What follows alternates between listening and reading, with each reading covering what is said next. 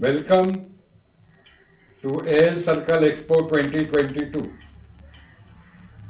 Ladies and gentlemen, I wish all of you and the aluminium industry in particular a very rapid growth in progress and prosperity post this pandemic era. This is going to be a golden era and the dawn of which is already on the horizon. I am sure you too must have felt the upcoming golden era that is appearing on the horizon. So, ladies and gentlemen, let us welcome this post-pandemic golden era for the world as well as for India. Today, I am going to present in front of you the part 1 of my presentation, that is modified BAYER'S process. The second slide shows the flowchart of the BAYER'S process. All of you are well aware about the BAYER'S process, so I will not take much of your time in again explaining it to you. Now, what is this modified BAYER'S process? In this process, the bauxite residue is first subjected to acid leaking in autoclaves to separate TiO2 and SiO2 as precipitate, followed by treatment of the filtrate of aluminium chloride and ferric chloride in acid regeneration plant called as ARP to convert these chlorides in their respective oxides. Alumina and iron oxides regenerated and are then subjected to the conventional Bayer process. And the acid regeneration plant on the decomposition of the chlorides of iron and aluminium will regenerate HCl, which is again used in the process. Now, the bauxite residue invariably contains some oxides of sodium as well as calcium. During acid leaking, these will also get converted to their respective chlorides.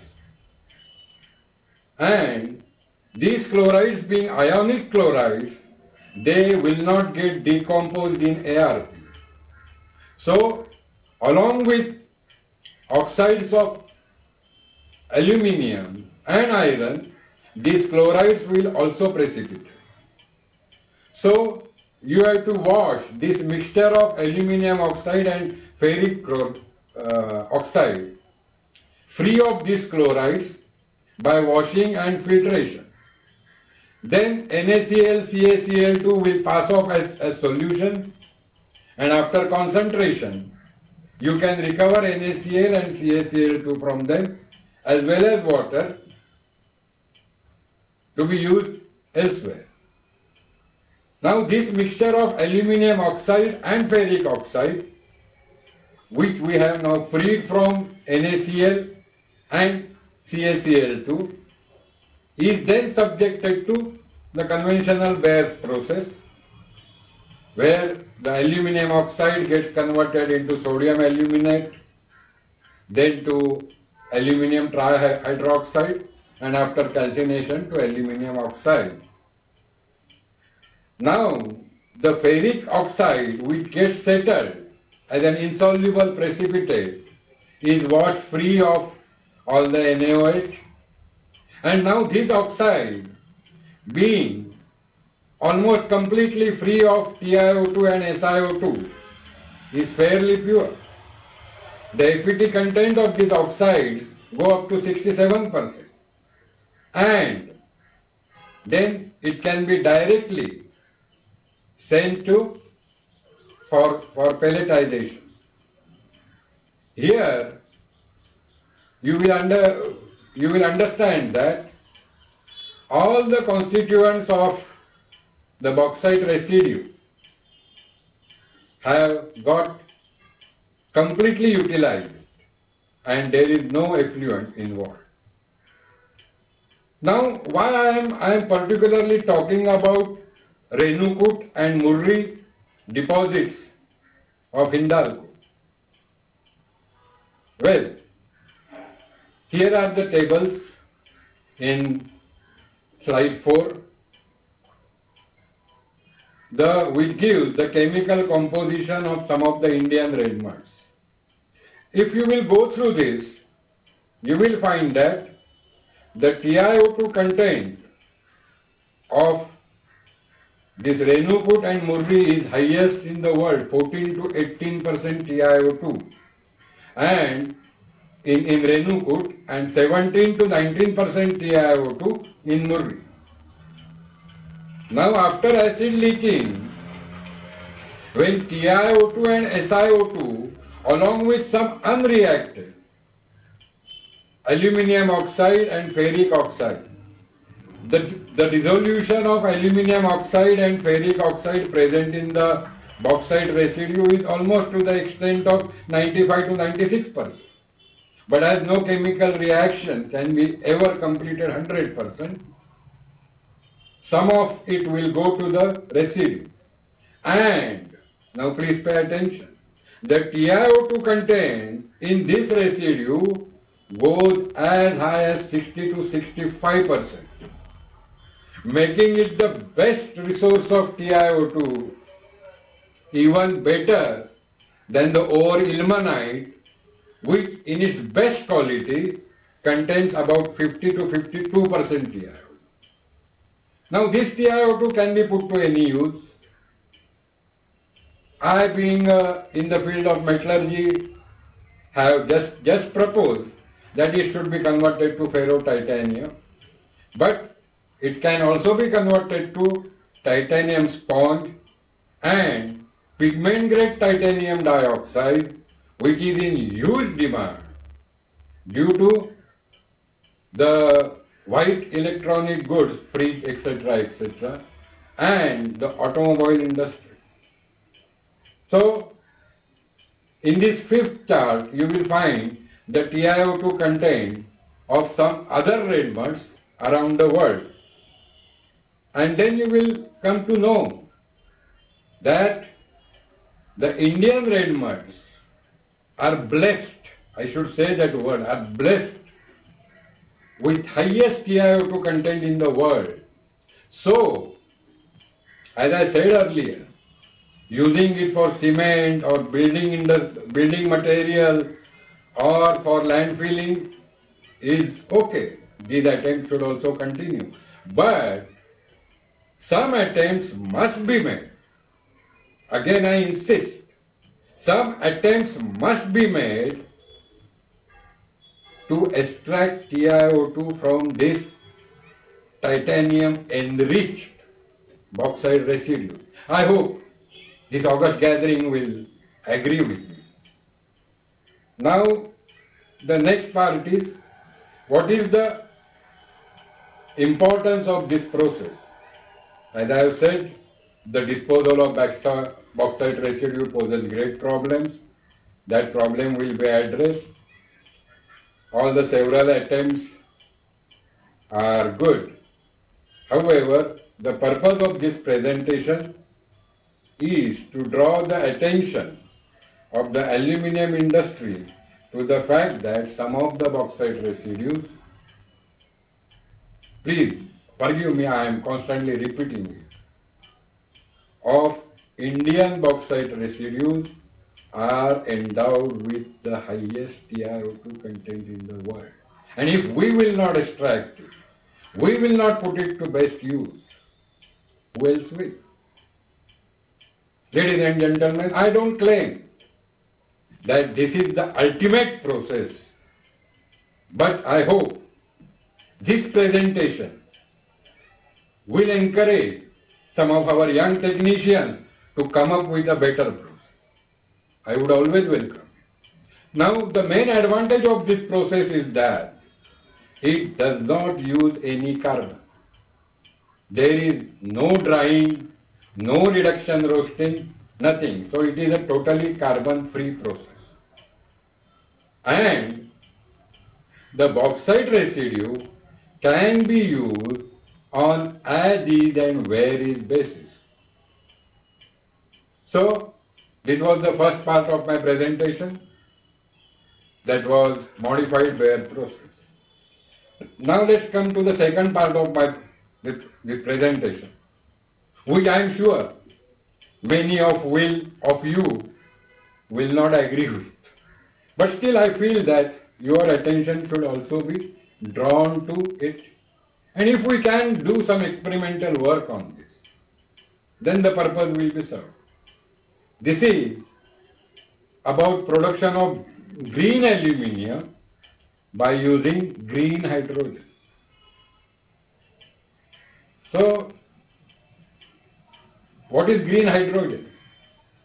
So, hydrogen which is produced by electrolysis of water using solar energy. That is my concept of green hydrogen. I don't know how many of you will agree to it. So, what is the concept behind this process? The concept is very simple. Hydrogen is going to be the fuel of the future. This process is based on that. What is the scope of this invention? To develop a process which will be eco-friendly, which will not cause any carbon emission or fluoride emission, and to develop a process by virtue of which all the sources of alumina, like high silica bauxites or some clays or some even fly ash, can be used for the extraction of aluminium metal. Now let us come to the abstract of the process.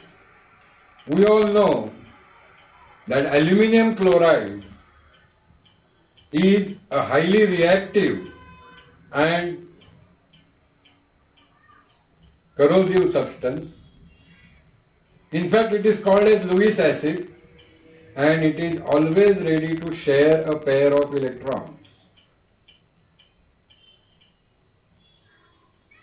Therefore, if hydrogen atoms which have got high affinity for chlorine are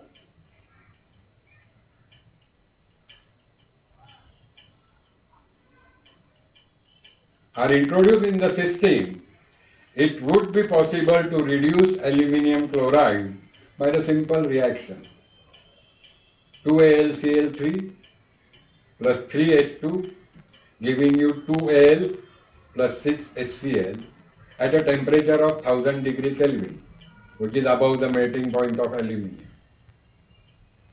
However, now the HCl produced in this reaction will again react with aluminium, again will form aluminium chloride, and the reaction will become reversible reaction. In order to avoid it, it is essential to neutralize the HCl form. For that, you will have to inject in the system a base which is stronger than aluminium. So, if we inject ammonia, dry ammonia in gaseous form in the system, it will react with HCl to form NH4Cl. Now this NH4Cl being sublimable in nature will leave the system, leaving aluminium behind. Now this ammonia and hydrogen being gaseous reagents, it will react a medium to react with aluminium chloride. So it is proposed to carry out this reaction in a bath of molten aluminium held in a reaction chamber. I will come to the reaction chamber after some time. And then anhydrous aluminium chloride is introduced in the system in the flow of argon gas. Now, this argon gas will act as a carrier for aluminium chloride, but at the same time, if the bath is constantly kept agitated with argon, it will not allow or it will prevent the absorption of nitrogen or ammonia by aluminium metal.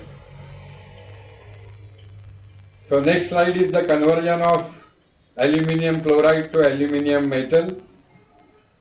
The reactor is held at a pressure of about 2.5 kg to 3 kg per centimeter square, more than the aluminostatic pressure of the chamber.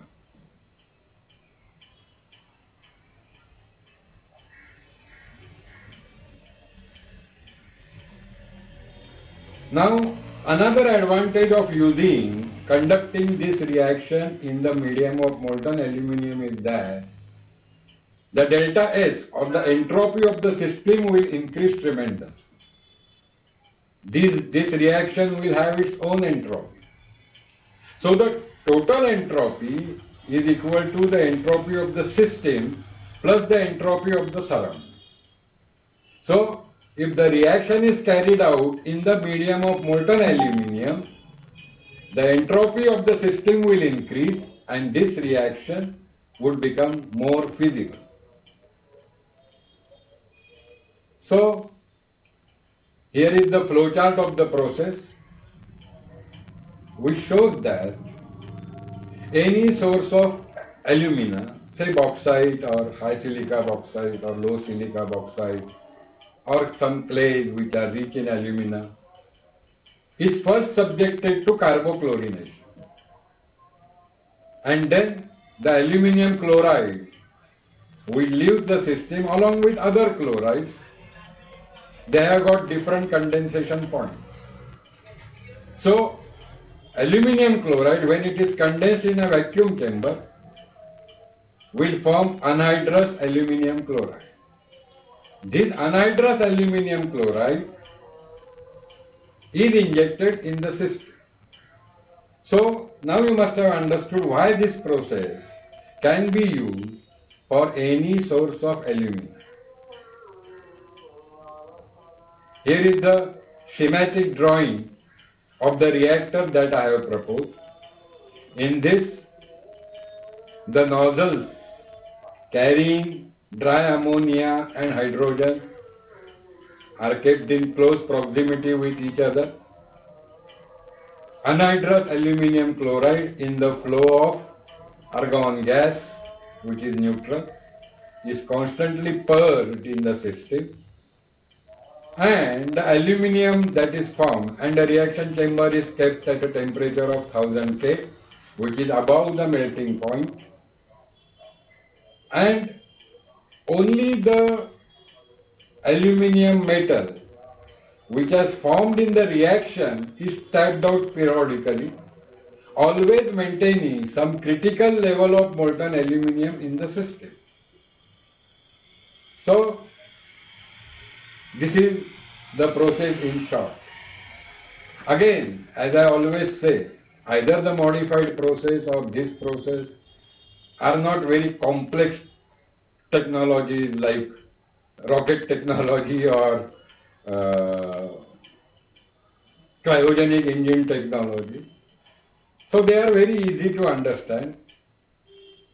I agree that the second process is difficult to execute, but it is worth making some effort in that case.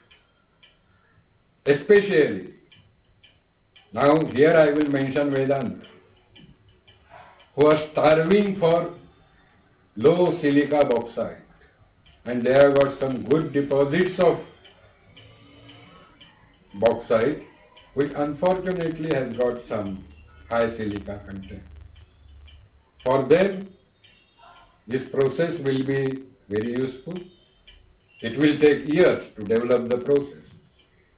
But the journey of 1000 miles begins with the first step. So these are the references. You can always check on them.